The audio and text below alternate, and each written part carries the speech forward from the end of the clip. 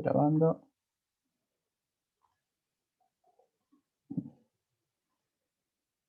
Ahí está. Avísenme si ven la pantalla.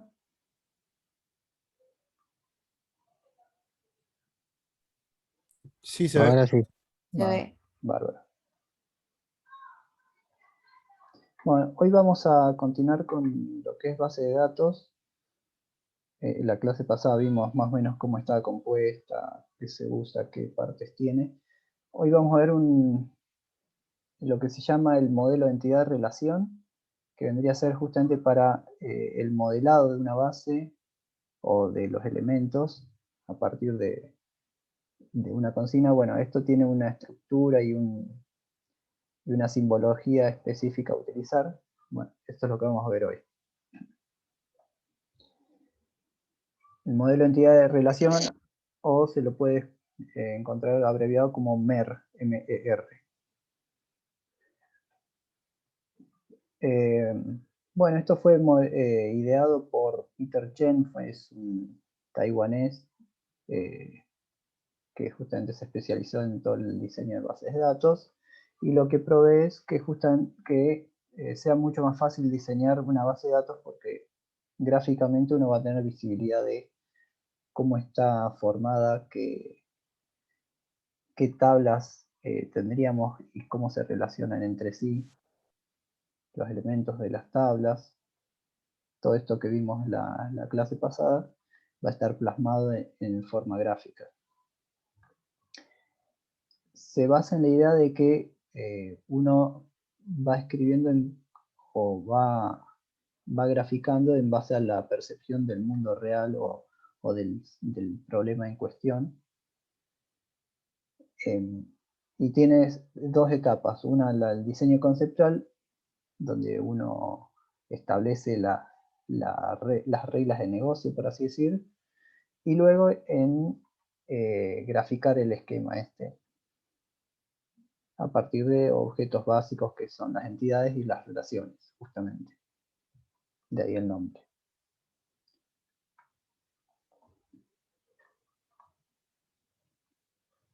Tenemos, por un lado, lo que es una entidad.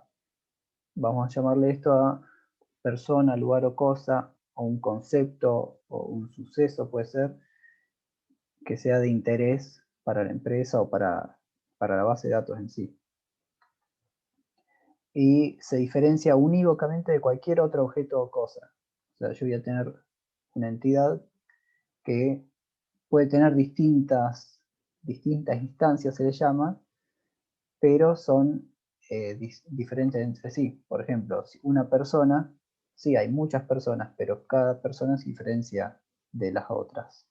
O un auto también, puedes tener un auto de la misma marca, mismo modelo, mismo color y demás, pero el auto en sí es distinto y se podría diferenciar por número de chasis, número de patente, por ejemplo. Una casa también, puede haber casas exactamente iguales, mismos materiales, pero van a tener distintas direcciones.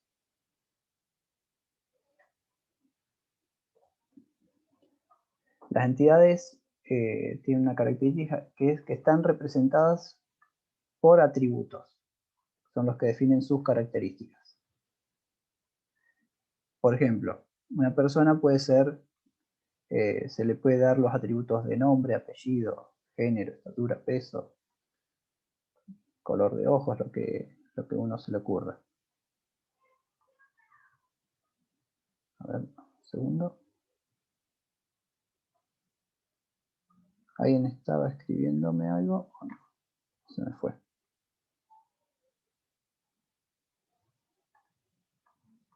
Ah, estamos.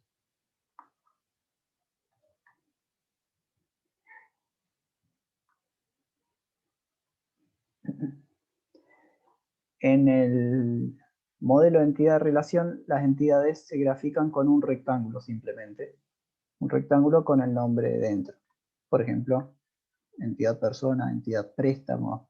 No hace falta que sea un objeto tangible. Un préstamo es algo abstracto, pero que se puede representar así de la misma manera.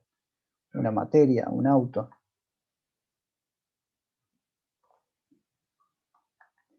Luego tenemos lo que son los atributos.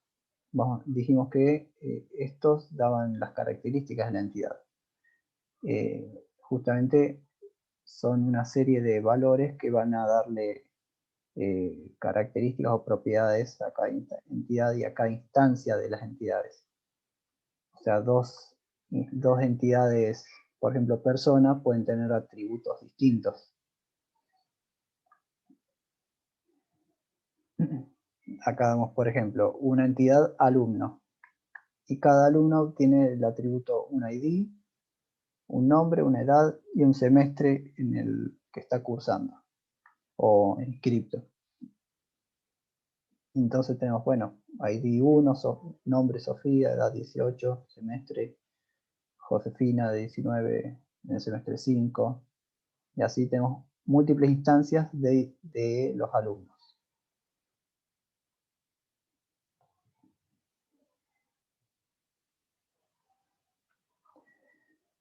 Cada instancia, digamos, cada instancia es como cada representación de una entidad, ¿no?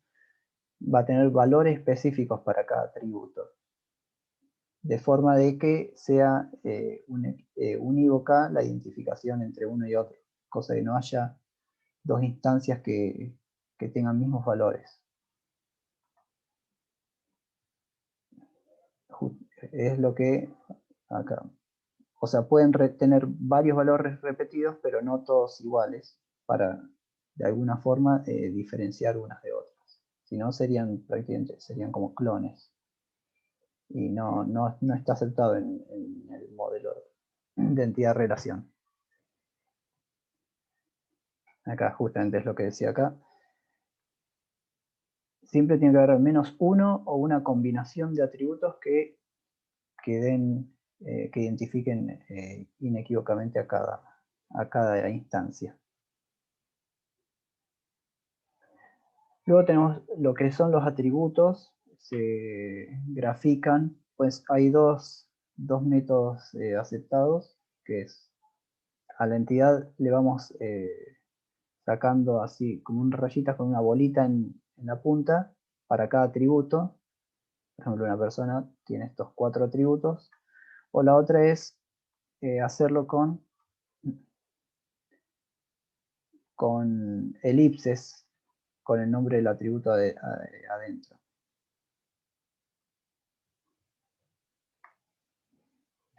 Por ejemplo, el auto tiene atributo patente, atributo marca, modelo, motor, color.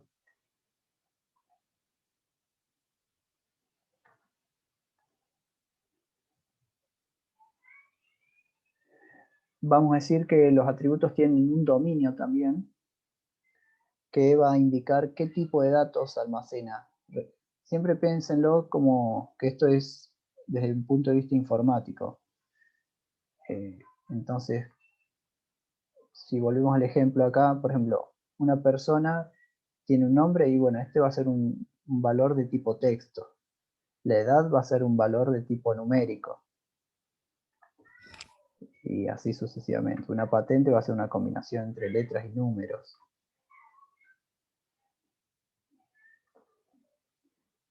Bueno, en las bases de datos hay que identificar qué tipo de valor va a almacenar cada uno de estos atributos. Y también se le pueden dar restricciones. Por ejemplo, las edades no podrían ser negativas, se me ocurre. Siempre van de 0 en adelante. Las patentes sí o sí tienen que tener, por ejemplo, un máximo de tantos caracteres y tiene que haber, por ejemplo, en las patentes de antes eran 3 letras, 3 números. Bueno, uno puede definir las restricciones que necesite para que esos datos siempre sean válidos. También podemos decir que tenemos atributos simples o compuestos. Los atributos simples son esos que no son divisibles. Por ejemplo, un nombre o un apellido, un sexo, una edad, es un valor único. Y en cambio los compuestos, uno los puede como que subdividir a su vez. Por ejemplo, si tuviera un nombre del cliente podría ser nombre y apellido, o más de un apellido, o más de un nombre, que forman el nombre completo. Puede ser una dirección, que la dirección está compuesta por la calle, por el número, del barrio. Acá tenemos, por ejemplo, nombre cliente, o una dirección de cliente tiene calle, ciudad, provincia, código postal, y a su vez la calle también es compuesto porque tiene el número de calle, el nombre de la calle, piso, departamento. Estos se le llaman componentes del atributo.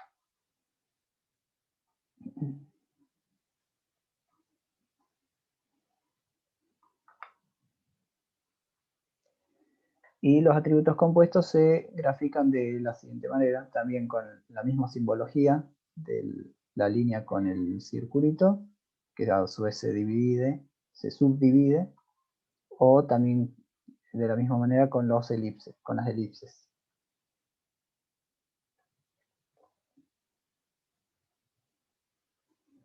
Los atributos también pueden ser monovalorados y multivalorados.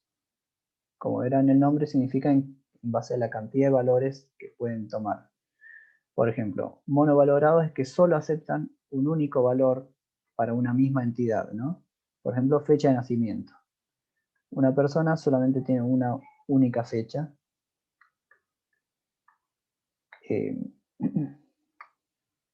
Y en cambio, multivalorado puede tener, sería para un ejemplo de un número de teléfono, por decir algo, donde una misma persona puede tener múltiples números de teléfono, entonces va a tener varias veces el mismo atributo con distintos valores cada uno. O puede que no tenga ninguno. También se le pueden poner límites o restricciones a la cantidad de valores. Pues, por ejemplo, si fuera un nombre, tiene que tener al menos uno o más nombres.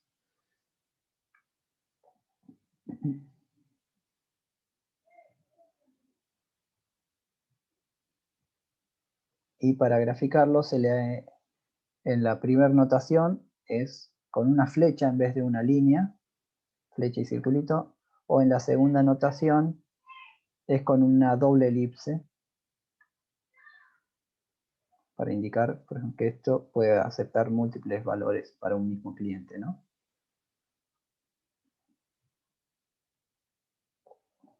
Luego tenemos otra categoría, que son los atributos almacenados y atributos derivados. Los almacenados son los que se almacenan o que la base de datos guarda textualmente, por así decir. Que uno va y está ese valor que uno está guardando.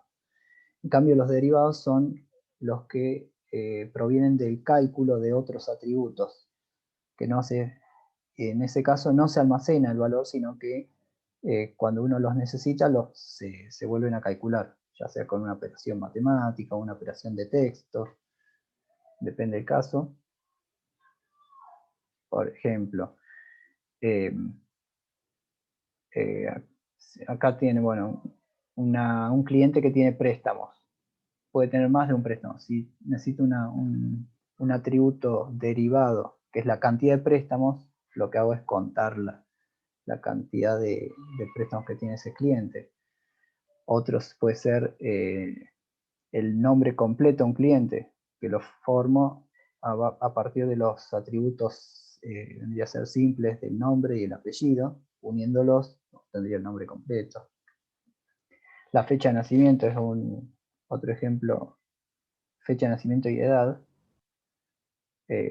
Yo teniendo la fecha de nacimiento de una persona, la edad se puede calcular tranquilamente en base a la fecha actual. Entonces, en ese caso no almaceno la edad, solo almaceno la fecha de nacimiento.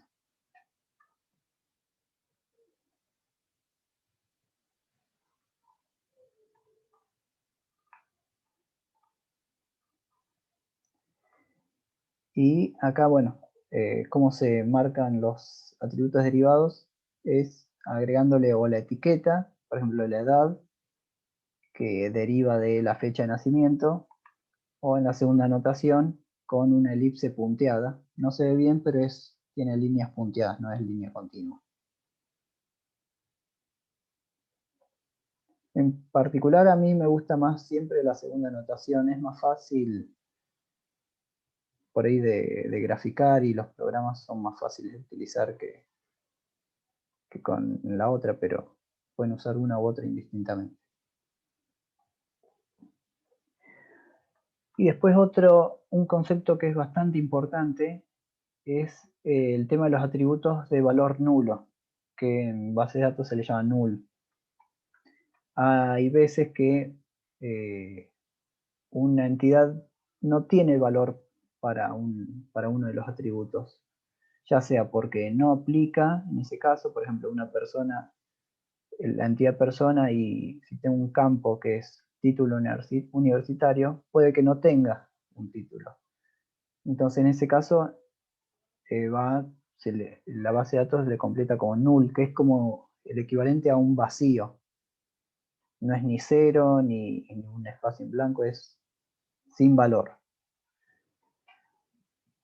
O ya sea porque no se conoce aún, porque, por ejemplo, la altura, se sabe que una persona va a tener una altura, pero no se conoce el valor, entonces se completa con nulo, o no se sabe si ni siquiera existe, por ejemplo, un número de teléfono, puede que tenga o puede que no. Un detalle que es los atributos clave, si recuerdan, los clave eran los que identificaban a una entidad. Esos nunca pueden ser nulos, siempre tienen que tener valor. Y justamente hablando de claves, son los que identifican unívocamente a una instancia de una entidad. Conociendo el valor de estos atributos, podemos saber identificar qué o cuál ocurrencia de la entidad se está referenciando o se está relacionando con otra, simplemente con el nombre o lo que se use de identificador.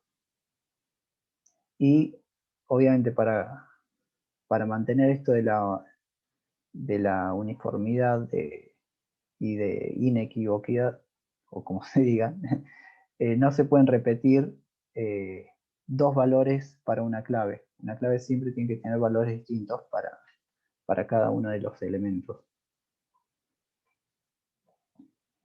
Demos un ejemplo. Por ejemplo, si yo tuviera una entidad auto, una forma de identificarlo es dándole marcas, modelos, colores, pero eso no me va a identificar o a indicar un único modelo, un único auto en particular, ya que puede haber varios que tengan las mismas características. Y bueno, ¿qué se hace para un auto? Bueno, se usa como identificador la patente. Se supone que no va a haber dos autos con la misma patente, y ese va a ser nuestro identificador o nuestro atributo clave para esta instancia.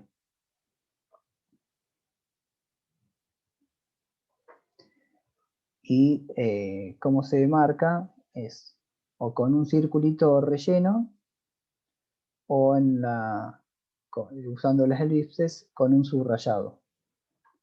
Con eso indicamos que esa es la clave de la entidad auto.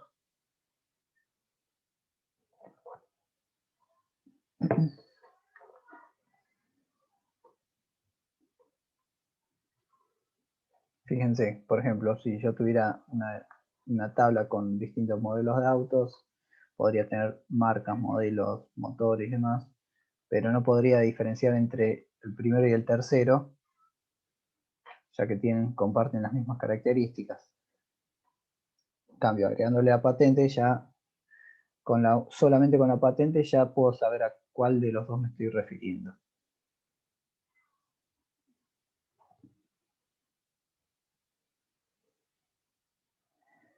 La clave no necesariamente tiene que ser un único atributo.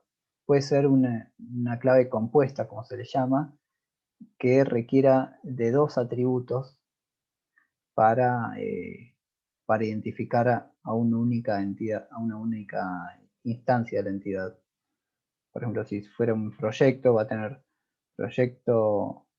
un nombre y un número, por decir algo, no sé, proyecto de saneamiento 01, proyecto de saneamiento 002, proyecto de, no sé, construcción 01, 02. Puedo tener varias construcciones, varios saneamientos, pero entre el nombre y el número, ahí sí me define a un único proyecto que no se va a repetir.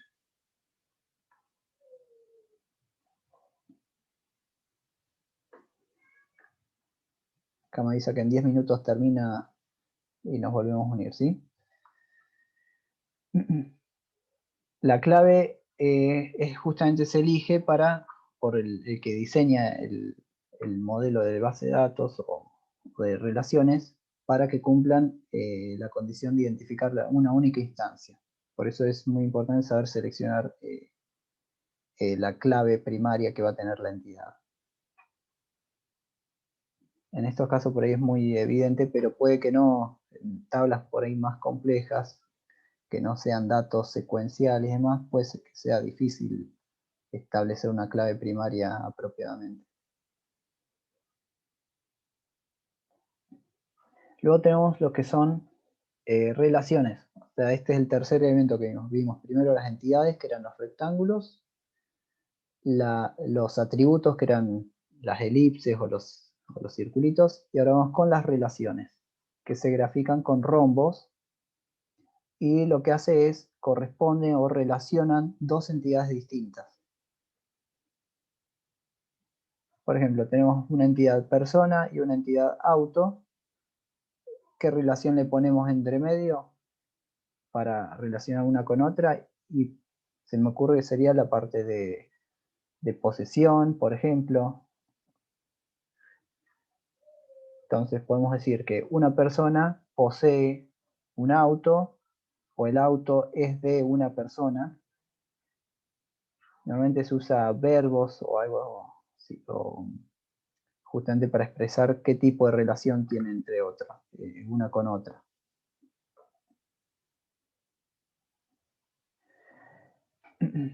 A las relaciones también se le pueden asignar atributos, o sea, características, cuando no pertenecen a ninguna entidad. Normalmente son eh, caracterizan la relación en sí misma. Por ejemplo, cuando requieren algún tipo de transacción de cuándo ocurrió cierto evento, en ese caso es que las relaciones van a tener atributos propios de ellos. Por ejemplo, si queremos decir con el ejemplo del auto, el tema de la fecha de compra del auto, fecha de compra no corresponde ni a la persona ni al auto, sino es de la transacción que unió a estas dos entidades. No es que una persona tiene una fecha o un auto tiene una fecha, sino que es del verbo comprar, que se le asigna una fecha, un monto del dinero que se usó para el pago y demás. Y se grafica también de la misma manera con circulitos o con elipses, al igual que con las entidades. Luego las relaciones tienen otra característica más, que es la cardinalidad.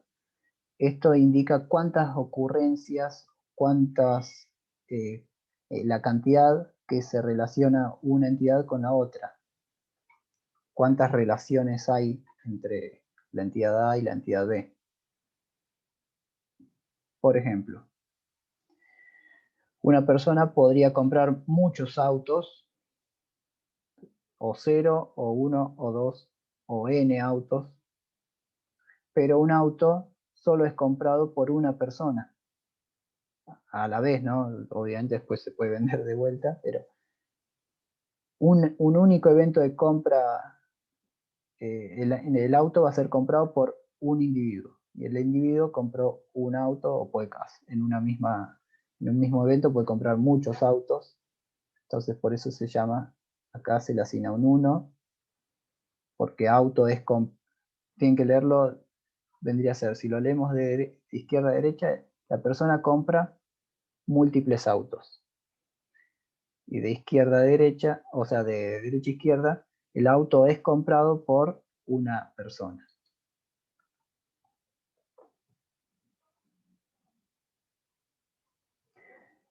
Tenemos tres tipos de cardinalidades.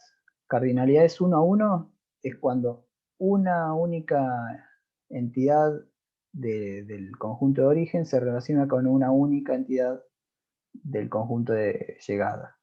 Las relaciones son 1 a 1 justamente. Por ejemplo, una empresa tiene un presidente y un presidente solamente preside una única empresa. No se acepta que la empresa tenga más de un presidente o de que un presidente sea presidente de más de una empresa. En esos casos es como que no se acepta o no es posible para este diseño al menos. Tenemos por otro lado la cardinalidad 1n o n a 1, es cuando las relaciones sean de una entidad, tiene múltiples instancias en la entidad de destino. O viceversa, múltiples se relacionan con una entidad de destino. Por ejemplo, una persona puede tener muchos automóviles, pero el automóvil solamente tiene un dueño.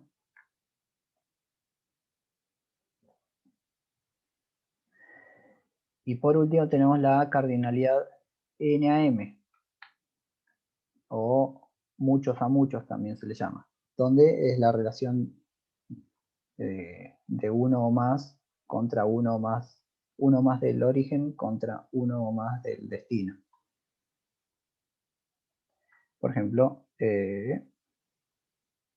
acá me quedó el ejemplo copiado de antes, pero vendría a ser un alumno puede estar inscrito en muchas materias. El n también se puede poner asteriscos. No significa que sea un valor grande necesariamente, puede ser 0, 1 o 2 o 3. Entonces, bueno, el alumno puede estar inscrito en 0, 1 o más materias y cada materia tiene inscritos uno o más alumnos.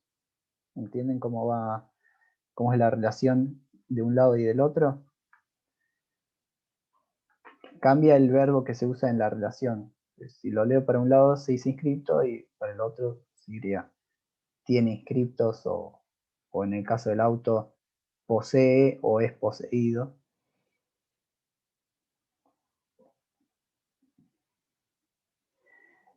A las relaciones también se les asigna cardinalidades máximas o mínimas. Vendría a ser la limitación de los valores máximos y mínimos que puede tener las relaciones. En el caso de las máximas es la máxima cantidad de ocurrencias que puede tener. Por ejemplo, una persona, si por algún motivo lo querés limitar porque es parte del diseño, una persona puede tener como máximo 3 automóviles o mínimo, justamente para decir que la relación tiene que tener un mínimo de tanto valor. El automóvil debe pertenecer como mínimo a una persona. Y esto se pone entre paréntesis, mínimo y máximo. Es un poco confuso, pero el mínimo máximo que va para la entidad B es el que hace referencia a la entidad A y viceversa. Por ejemplo, en el caso del auto, a ver si tengo el ejemplo ahora. Sí, ahora vemos en la próxima filmina. Entonces acá decimos que A se relaciona con B un mínimo y un máximo de estos valores que están acá, los que están al lado de B, y B se relaciona con A un mínimo y un máximo de los valores que están acá al lado de A. En el ejemplo sería, una persona puede comprar como mínimo un auto y como máximo n autos. Esto se refiere, porque si compra 0 autos no estaría comprando nada. Entonces como mínimo tiene que comprar uno o más autos en una única transacción. Y el auto es comprado mínimo una persona y máximo una persona. Se supone que lo compra una persona como mínimo, pero solamente una como máximo. No necesariamente puede ser n, dependiendo del caso, esto puede ser un valor concreto, 2, 3, 5.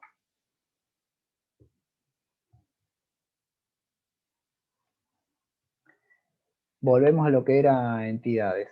Hay dos tipos de entidades débiles